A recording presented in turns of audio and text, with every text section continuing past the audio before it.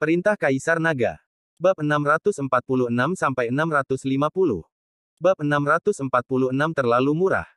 Setelah naik pesawat, hampir malam ketika Dev dan yang lainnya tiba di Sungai Liaohe di timur laut. Begitu mereka turun dari pesawat, Dev merasakan semburan kesejukan. Suhu di sini jauh lebih rendah dari itu dari Hongcheng. Untungnya, Dev mengenakan banyak pakaian, kalau tidak dia akan sangat bersalah. Setelah meninggalkan bandara, sebuah Mercedes-Benz sedang menunggu di pintu keluar, yang diatur oleh Herman. Paman. Di sebelah mobil, seorang pemuda melambaikan tangannya dengan tergesa-gesa setelah melihat Herman. Herman membawa Dev dan yang lainnya ke mobil, dan kemudian memperkenalkan Dev, Tuan Chen, ini adalah keponakan bungsu saya, anak dari keluarga saudara laki-laki keempat saya. Dev sedikit mengangguk ke arah pemuda itu, menyapa. Dev tahu sedikit tentang keluarga Herman, dan dia memperkenalkan Herman di pesawat. Herman memiliki total 4 saudara laki-laki. Dia adalah yang tertua. Karena dia terlalu miskin pada waktu itu, ditambah dengan dinginnya di timur laut, dan tanaman tidak suka tumbuh, ketika dia berusia 18 tahun, Herman pergi keluar mengadu nasib. Kemudian, dia mendapatkan pijakan yang kuat di Yuncheng, dan dia menjadi kuat dan kuat.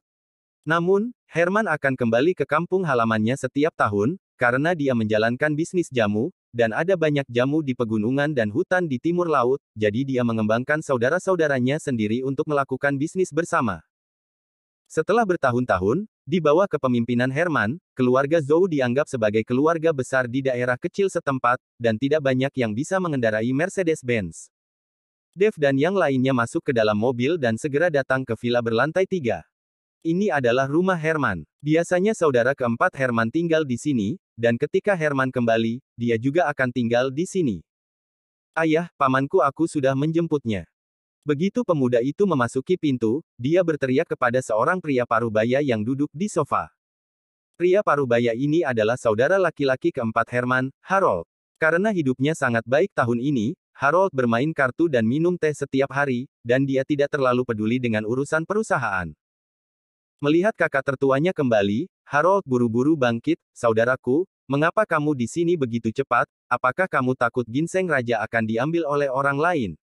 Saya sudah setuju dengan keluarga Sen untuk menyimpannya untuk kita. Saya tidak tahu bahwa ada yang lain yang berspesialisasi dalam bisnis bahan obat di Guanei, dan sekarang tidak ada yang mampu membelinya kecuali keluarga Zhou kita. Harold berkata dengan ekspresi puas di wajahnya, semua orang di daerah ini tahu bahwa keluarga Zhou lama mereka memulai dengan membuat bahan obat. Harold, cepat dan kirim seseorang untuk mengatur makanan. Kami datang ke sini pada siang hari dan kami belum makan makanan. Herman berkata kepada Harold. Herman tahu bahwa Dev dan yang lainnya tidak punya apa-apa untuk dimakan pada siang hari, dan sekarang hari sudah gelap, Dev dan yang lainnya pasti lapar. Namun, Dev sekarang telah mencapai periode puasa, jadi bahkan jika dia tidak makan selama 10 hari, dia tidak akan merasa lapar, tetapi Yansen dan Fata takut mereka tidak akan tahan. Harold mengangguk, dan buru-buru melambaikan tangannya kepada putranya untuk memesan masakan, sementara Harold menarik Herman untuk duduk di sofa. Saudaraku, keluarga Sen ini sama sekali tidak mengerti pasar, jadi ketika Anda membuat penawaran, lihat ke bawah. Tekan harganya, dan ketika kamu mendapatkan Raja Ginseng, kita bisa mendapatkan banyak uang. Apakah keluarga Sen telah mengungkapkan berapa banyak uang yang ingin mereka jual? Tanya Herman. Saya telah mendengar desas-desus bahwa keluarga Sen menginginkan 5 miliar, tetapi saya pikir 3 miliar dapat dimenangkan. Jika kita mendapatkannya, kita dapat memperoleh puluhan miliar ketika kita berbalik. Harold berkata dengan penuh semangat. 3 miliar. Dev mengikuti Herman dengan mata melebar karena terkejut.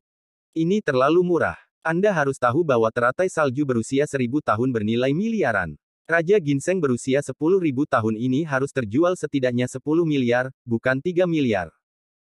Melihat ekspresi terkejut Herman, Harold tersenyum sedikit, saudaraku, saya akan mengatakan yang sebenarnya, jika Anda dapat menemukan seorang dokter jenius untuk menyembuhkan penyakit Wolf Sen, kepala keluarga Sen, diperkirakan harganya akan lebih murah. Bab 647. Apa yang terjadi dengan Wolf Sen? Herman tercengang. Keluarga Sen selalu berkecimpung dalam bisnis kayu.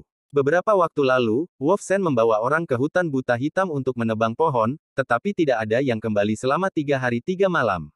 Semua orang pergi mencarinya, tetapi hanya untuk menemukan Wolfsen, tapi Wolfsen tampak seperti orang bodoh. Dia harus diberi makan dengan makanan dan air. Harold menjelaskan. Hutan buta hitam. Herman terkejut, apakah Wolfsen gila? Beraninya dia membawa orang ke hutan buta hitam untuk menebang pohon. Berapa tahun tidak ada yang berani pergi ke hutan itu? Bukankah ini semua karena uang? Pohon-pohon di hutan buta hitam tinggi dan lebat. Keluarga Sen tidak bisa melihatnya tanpa rasa iri, jadi Wolfsen membawa orang ke sana, tetapi mereka semua mati, dan hanya Wolfsen yang tersisa. Dia telah menjadi bodoh, tetapi keluarga Sen mendapatkan barang kali ini, itu ginseng raja 10.000 tahun ditemukan di hutan buta hitam. Harold mengatakan ini, dan Herman mengerti dalam sekejap. Tidak heran tidak ada yang menemukan ginseng berusia 10.000 tahun ini sebelumnya.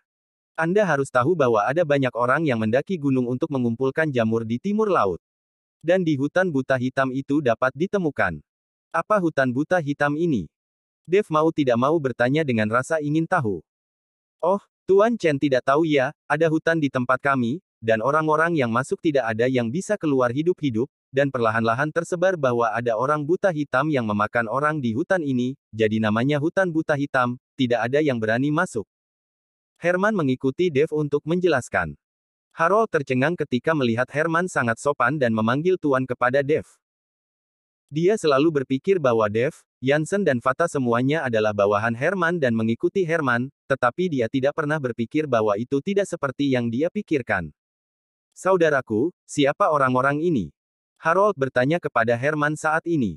Oh, ini Tuan Chen, yang ada di sini untuk Raja Ginseng. Kata Herman.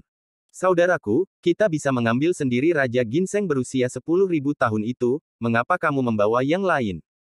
Harold memandang Herman dengan sangat tidak puas. Alasan mengapa dia memberi tahu Herman adalah karena dia ingin mereka membeli sendiri Raja Ginseng berusia 10.000 tahun itu, tetapi dia tidak ingin Herman membawa orang luar. Diam. Herman memelototi Harold dengan sengit, bahkan jika kita membeli Raja Ginseng berusia 10.000 tahun ini, kita tetap akan memberikannya kepada Tuan Chen. Kata-kata Herman membuat Harold melihat kembali Dave. Dia menemukan bahwa Dave hanyalah seorang pemuda biasa, dan dia tidak memiliki temperamen yang mulia. Dia tampaknya bukan anak dari keluarga besar.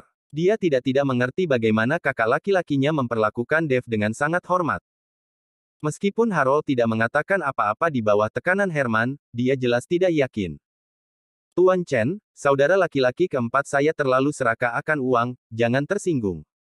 Herman tersenyum meminta maaf ke arah Dave. Tidak masalah. Dave berkata sambil tersenyum. Segera, makanan sudah siap, Herman menyapa Dave dan yang lainnya dengan hangat, dan menyiapkan kamar untuk Dave dan yang lainnya. Hanya saja Dave menolak. Dia tidak ingin tinggal di rumah Zhou. Dave tidak terbiasa dengan perasaan tinggal di rumah orang lain. Jadi dia meminta Jansen untuk mencari hotel, dan mereka bertiga tinggal di hotel. Setelah menetap, Dave mengajak Jansen dan Fata untuk berjalan-jalan di jalan-jalan kota kecil ini. Meskipun tidak terlalu makmur, pemandangannya bagus dan udaranya segar. Saat Dave sedang berkumpul dengan Jansen dan Fata, di aula rumah Zhou, Harold memanggil putranya Wilson kepadanya. Ayah, untuk apa kau memanggilku? Wilson bertanya dengan curiga. Harold melihat ke kamar Herman, dan kemudian berbisik kepada Wilson, apakah kamu tahu di mana 3 orang dari pamanmu tinggal? Bab 648 Apa yang kamu lihat? Aku tahu, atau aku memberi tahu Anda lokasi hotel mereka. Wilson mengangguk. Itu bagus, kamu pergi beritahu Lex Lau, biarkan dia memimpin orang untuk menakuti 3 orang, yang terbaik adalah menakuti 3 orang itu. Harold memerintahkan. Bukankah paman membawa ke 3 orang itu? Wilson tampak bingung. Aku tidak tahu apakah pamanmu diberi obat-obatan apa, dan bahkan membawa orang luar untuk mengambil bisnis.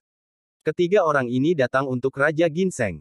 Pamanmu ingin memberikan Raja Ginseng kepada orang lain. Itu 10 miliar uang, bagaimana Anda bisa menyerahkannya kepada seseorang? Biarkan Lex Lau mengusir ke-3 orang ini, lalu kita akan memenangkan Raja Ginseng berusia 10.000 tahun, dan ketika uang itu dihasilkan, saya akan membelikan Anda sebuah Porsche. Harold mencondongkan tubuh ke telinga Wilson dan berbisik. Begitu Wilson mendengar kata Porsche, dia segera menganggukkan kepalanya seperti ayam yang mematuk nasi. Ayah, jangan khawatir, aku pasti akan menanganinya. Setelah Wilson selesai berbicara, dia berlari keluar dan pergi mencari Lex Lau itu. bahwa Lex Lao adalah gangster terkenal dalam radius 100 mil. Dia memiliki ratusan adik laki-laki. Dia biasanya mencari nafkah dengan menerima beberapa biaya perlindungan. Karena keluarga Zhou telah berkecimpung dalam bisnis bahan obat, dia juga telah dipukuli 2 kali oleh Lex Lao ini, tongkat bambu, tetapi ketika keluarga Zhou menjadi lebih dan lebih berkembang, mereka sering memberikan Lex Lao senjata dan uang kepada bajingan ini dan membiarkan mereka mengurus toko keluarga Zhou. Setelah bola balik, keluarga Zhou menjadi akrab dengan Lex Lao, dan Lex Lao akan menjadi pengawal pribadi keluarga Zhou. Dengan cara ini, tidak ada yang berani memprovokasi keluarga Zhou, tetapi ada satu pengecualian, yaitu keluarga Shen. Keluarga Shen membuat kekayaan mereka relatif awal, dan mereka masih dalam bisnis kayu. Mereka semua tahu bahwa penebangan di pegunungan adalah tentang kerja keras dan pekerjaan yang mengancam jiwa, jadi bahkan jika mereka veteran, mereka tidak akan berani memprovokasi keluarga Shen. Kelompok penebang pohon di bawah keluarga Shen sudah cukup. Para bajingan ini sedang minum pot. Setelah Dev membawa Yansen dan Fata berkeliling, dia kembali ke hotel. Tetapi Dev dan yang lainnya baru saja berjalan ke pintu hotel, tetapi mereka langsung dihadang oleh sekelompok orang jahat dengan tongkat di tangan mereka. Dev melirik orang-orang di depannya, mereka semua adalah orang biasa, bahkan tidak ada satu pun seniman bela diri, dan dia mengerti bahwa orang-orang ini hanyalah gangster. Dev terlalu malas untuk memperhatikan mereka dan mundur selangkah, sementara Yansen maju selangkah dan berdiri tepat di depan sekelompok orang. Yansen telah menjadi kaisar bawah tanah selama bertahun-tahun, dan dia telah lama memiliki temperamen kakak seperti itu. Dia hanya berdiri di luar seperti ini. Orang-orang di depannya semua tercengang ketika mereka melihat Yansen, dan tanpa sadar mengambil 2 langkah mundur. Apa yang kamu lihat? Pada saat ini, di antara sekelompok orang, seorang pria dengan bahu besar dan pinggang bundar dan tidak ada rambut di atas kepalanya meraung ke Yansen. Orang ini adalah Lex Lao. Melihat bawahannya ditakuti oleh Yansen sendirian, Lex Lao merasa tidak mampu untuk menutup wajahnya, jadi dia berdiri. Melihatmu. Yansen bertanya dengan jijik. Apakah kamu tahu bahwa ini adalah wilayahku? Sekarang kamu segera tinggalkan Liaohe untukku, jangan biarkan aku melihat kalian bertiga, atau aku akan mematahkan kakimu. Lex Lao itu berkata dengan keras. Brengsek, aku akan memberimu wajah. Kamu berani memainkan tombak besar di depan Guanggong. Saat aku nongkrong, kalian masih kencing di celana dan bermain di lumpur. Di mana Yansen menderita kemarahan semacam ini, dan dia berencana untuk bertindak setelah dimarahi. Namun pada saat ini, mata Dev tiba-tiba melihat sosok yang dikenalnya, yaitu Wilson, keponakan Herman. Wilson bersembunyi di balik pohon besar, diam-diam memperhatikan situasi di depannya. Meskipun sekarang gelap dan jaraknya tidak terlalu dekat, setelah Dev memasuki periode ini dia, penglihatannya jelas berbeda dari orang biasa, dan dia melihat Wilson secara sekilas. Melihat Wilson, Dev segera memahami semua yang ada di hatinya. Dia mengulurkan tangannya untuk menghentikan Yansen, dan kemudian berkata kepada senjata lama, saudaraku, kami baru di sini, dan sepertinya tidak ada tempat untuk menyinggungmu, mengapa kamu mengusir kami? Bab 649. Lex Lao memandang Dev, kamu tidak menyinggungku, tetapi kamu menyinggung seseorang yang seharusnya tidak kamu singgung. Seseorang menyuruhmu keluar, mengerti? Dimengerti. Dev mengangguk, sepertinya tebakannya benar. Setelah selesai berbicara, Dev melewati Lex Lao dan yang lainnya dan berjalan menuju hotel. Lex Lao melihat bahwa Dev mengabaikan mereka, berjalan langsung ke dalam, dan segera mengulurkan tangannya untuk menghentikan Dev. Tapi saat Lex Lao mengulurkan tangannya, Yansen juga melakukannya, meraih lengan Lex Lao dan memutarnya dengan sedikit kekuatan. Apa? Rasa sakit yang parah membuat Lex tua itu mengaum. Dev terus berjalan ke dalam seolah-olah dia tidak mendengar jeritan, sementara Fata juga tersenyum, Yansen, orang-orang ini semua diserahkan kepadamu, aku akan tidur. Jangan menunggu setengah menit, ayo tidur bersama. Ketika Yansen melihat bahwa Fata akan pergi, dia segera menjadi cemas. Sekarang Yansen dan Fata telah tidur bersama untuk waktu yang lama, dan mereka telah mencapai usia mereka, jadi tidak masalah. Fata berjalan ke hotel sambil tersenyum, tetapi Yansen sedang terburu-buru. Dengan lambaian tangannya yang tiba-tiba, embusan angin bertiup. Yansen buru-buru mengejar Fata, tetapi Wilson, yang bersembunyi di balik pohon saat ini, melihat situasi ini, matanya sangat terkejut sehingga matanya jatuh, dan dia duduk di tanah. Dev kembali ke kamarnya dan berdiri di dekat jendela memandangi hutan pegunungan yang rimbun tidak jauh. Dia tidak tahu berapa banyak ramuan obat langka di hutan. Kali ini Dev tidak punya waktu, kalau tidak dia benar-benar ingin berjalan-jalan di Black Blind Forest hanya di tempat yang sulit dijangkau akan ada tanaman obat tua. Setelah menonton sebentar, Dev berbaring di tempat tidur siap untuk tidur, tetapi suara Yansen dan Fata datang dari kamar sebelah, yang membuat Dev tidak berdaya dan hanya bisa bangun dan duduk bersila. Redaman suara hotel kecil ini sangat buruk. Merasakan energi spiritual surga dan bumi, energi spiritual di sini jelas jauh lebih kuat daripada Hong Cheng. Meskipun untuk ranah Dev, aura seperti itu hanya setetes di ember, tetapi dia tetap tidak bisa tidur, jadi Dev mulai berlatih. Setelah sepanjang malam pelatihan, energi spiritual dalam dantian Dev hampir tidak menunjukkan gerakan apapun, energi spiritual dari dunia ini saja tidak banyak berguna bagi Dev. Pada saat ini, Yansen mengetuk pintu, meminta Dev untuk sarapan, dan kemudian pergi ke rumah Zhou bersama, dan Herman membawa mereka ke rumah Sen untuk membahas masalah Raja Ginseng. Dev membuka pintu, dan Yansen berkata sambil tersenyum, "Tuan Chen, apakah Anda terbiasa tinggal di kamar hotel kecil ini?" "Yah, ini bagus, tapi isolasi suaranya agak buruk." Dev berkata dengan setengah tersenyum tetapi tidak tersenyum. Mendengar apa yang dikatakan Dev, Yansen tercengang, sementara Fata, yang ada di sampingnya, tersipu dan bergegas turun. Yansen juga bereaksi dan tersenyum canggung. Ketiganya turun untuk sarapan, dan Herman menyuruh Wilson mengemudi untuk menjemput Dev dan mereka lebih awal. Setelah melihat ketiga Dev, seluruh wajah Wilson menjadi jelek, dan dia tidak berani menatap Dev dan mereka, terutama Yansen. Wilson dekat dengan Yansen, dan seluruh tubuhnya gemetar, karena terakhir adegan malam itu benar-benar buruk, itu terlalu mengejutkannya. "Kawan, aku bukan harimau yang bisa memakan orang. Kenapa kamu takut seperti ini?" Yansen memandang Wilson seperti itu, dan bertanya dengan wajah lucu. Wilson tidak berani menjawab, dia hanya bisa menatap ke depan dan membawa Dev dan yang lainnya ke rumah Zhou. Tetapi Dev dan yang lainnya baru saja tiba di rumah Zhou, tetapi mereka melihat Herman dengan Harold di pintu, sementara Harold itu berlutut di tanah dengan tangan terikat di belakang punggungnya.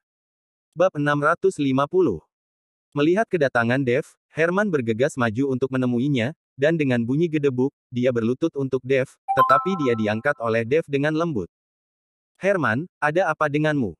Dev bertanya. "Tuan Chen, saudara keempat saya terobsesi dengan hantu. Dia berani mencari seseorang untuk mengusir Tuan Chen.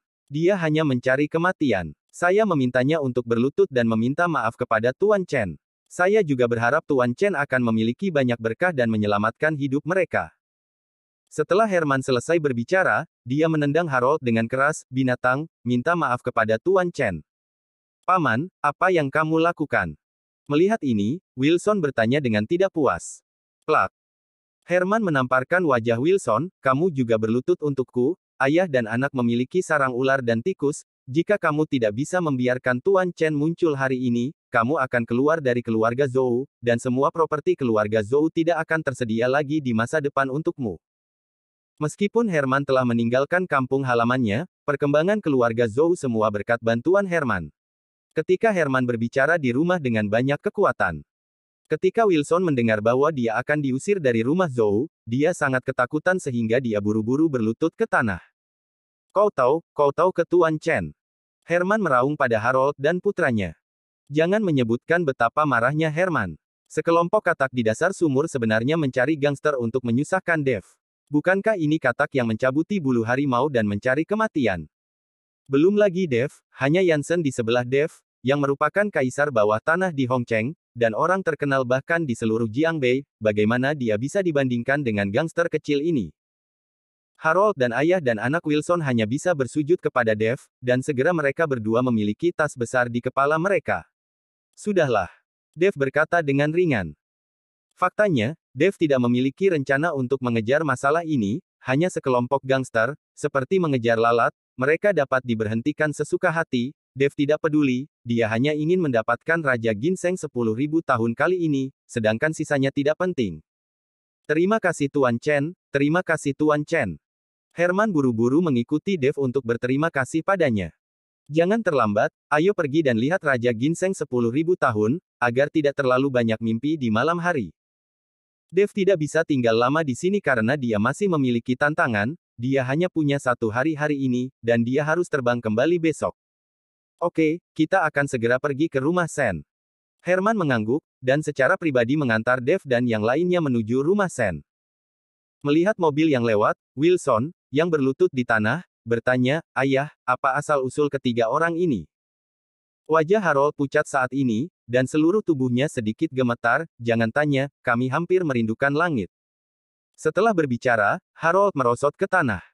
Karena kota kabupaten tidak besar, Dave dan yang lainnya dengan cepat tiba di keluarga Sen. Rumah keluarga Sen jelas lebih mewah daripada rumah Herman. Dave mengikuti Herman ke rumah Sen. Begitu dia memasuki halaman, dia merasakan angin yang suram bertiup, dan suhunya jelas turun banyak. Herman dan Jansen semua mengencangkan pakaian mereka. "Apa-apaan ini cuaca, jelas musim panas, tapi sangat dingin." Jansen berkata dengan bergidik. "Cukup dingin." Fata juga mengikutinya. "Seperti itulah timur laut. Anda tidak bisa membedakan 4 musim dalam setahun. Bahkan jika salju turun dengan istilah matahari seperti itu, tidak ada yang aneh tentang itu." Herman menjelaskan. Tapi Dave tidak mengatakan apa-apa, tetapi melihat sekeliling dengan alis yang sedikit berkerut. Apakah ini penggalian kuburan leluhur orang lain? Yinki sangat berat. Herman tidak mengerti kata-kata Dave, tetapi Jansen dan Fata mengerti. Karena keduanya mengikuti Dave, tetapi mereka telah melihatnya. Saat itu di ibu kota provinsi, keluarga Jiang membunuh begitu banyak gadis dan mengubur mereka di lereng bukit. Pada saat itu, Dave melihat ada banyak yin, jadi dia memerintahkan seseorang untuk membawanya ke sana. Sekarang Dave mengucapkan kata-kata seperti itu, Jansen dan Fata sama-sama mengerti mengapa mereka merasa kedinginan.